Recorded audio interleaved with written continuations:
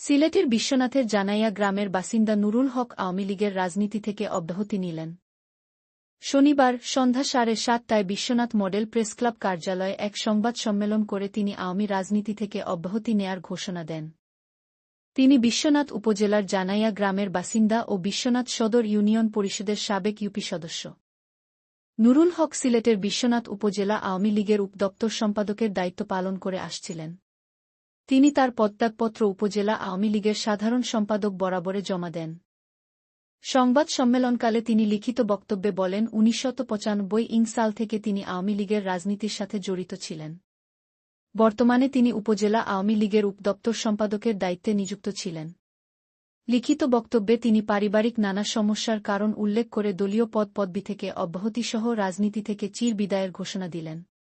তিনি আওয়ামী লীগ ছাড়াও অন্য কোনো রাজনৈতিক দলের সাথে সম্পৃক্ত হবে না বলেও উল্লেখ করেন।